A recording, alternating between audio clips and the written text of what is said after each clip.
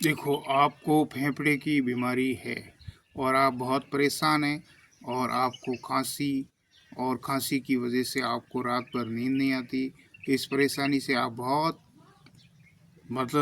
बहुत ही परेशान हो चुके हो। अपने जीवन को जीना ही मुश्किल हो गया है और फेफड़े की वजह से आपको कौन सी बीमारी हो जाती है और वो जीने में बहुत परेशानी हो जाती है। अस्थमा हो जाता, खांसी हो जाती, सांस लेने में तकलीफ हो जाती है।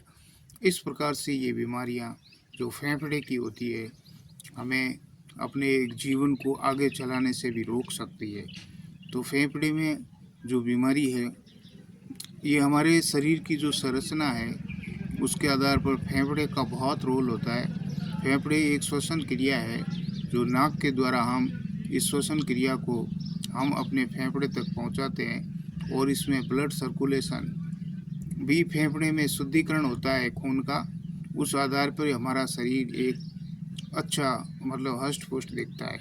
इसमें फेफड़े में जो नाक से नासिका से एक श्वास नली हमारे फेफड़े के अंदर जाती है और उसके अंदर दो कपाट बने होते हैं। कपाट जो होते हैं वो बराबर यदि काम करते हैं तो हमें हमारे जीने में सांस लेने में बहुत ही अच्छी हम एहसास करते हैं।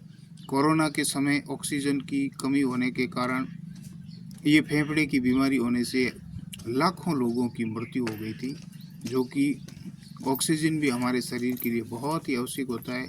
ऑक्सीजन ही हमारा जीवन है और कोरोना के समय फेफड़े में वो रोग जो उत्पन्न वायरस होता था उसके कारण जो है कुछ ही समय में मौत हो जाती थी।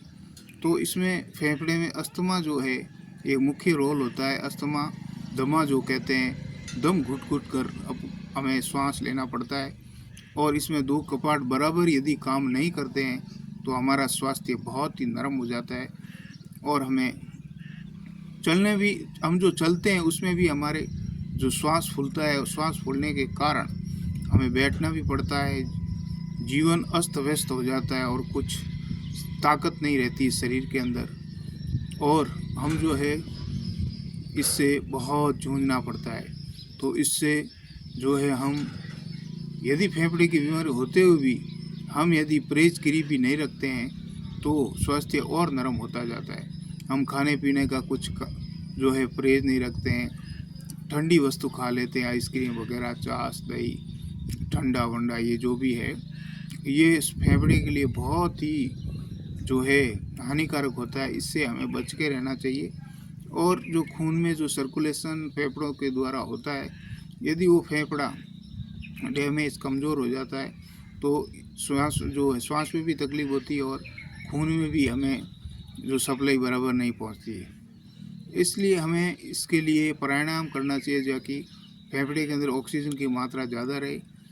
और जो है इसके अंदर जो परहेज होता है, हमें खाने पीने का परहेज रखना चाहिए और जो है जो भी हम ठंडी वस्तु होती है उससे बच के रहें ताकि हमारे जो बीमारी है वो आगे बढ़े ना। और रेगुलर डॉक्टर से ट्रीटमेंट लेने से ये बीमारी धीरे धीरे ठीक भी हो जाती है। कई लोग होते हैं जो ऐसे खनिज में जो काम करते हैं खोदने का, उनको भी अस्थमा हो जाता है और धीरे धीरे वो टीबी का रोल ले लेता है, कीटाणु अंदर हो जाते हैं और बाद में उसकी मृत्यु भी हो सकती है। तो हमें हमारे शरीर के उपरांत ही काम करना चाहिए, हमारी कैपेसिटी कितनी है उसके आधार पर काम करना चाहिए और जो है ट्रीटमेंट रेगुलर लेना चाहिए। ट्रीटमेंट रेगुलर लेने से अस्थमा चूँकि बीमारी है वो जड़ से मिट जाती है। और इसमें एक जो घरेलू नुस्खा भी बताया गया है, जो ये काली मिर्च होती है उसको देसी शहद के अंदर मिलाकर, देसी घी उसमें जो हम जो डायरेक्ट उसको लेते हैं तो उसको अस्थमा कम होता है और सांस लेने में समस्याएं मिट जाती, क्योंकि देसी शहद के अंदर बहुत ही गुणकारी होता है और बहुत ही हज़ारों गुण होते हैं अंदर। काली मिर्च गर्म होती है तो फेफड़े को थोड़ा गर्म रखती है, इसलिए हमें ये उपयोग में लेना चाहिए। यदि मेरे बोल आपको पसंद आए तो लाइक से सब्सक्राइब जरूर करना। जय श्री राम, हरे हरे कृष्णा, जय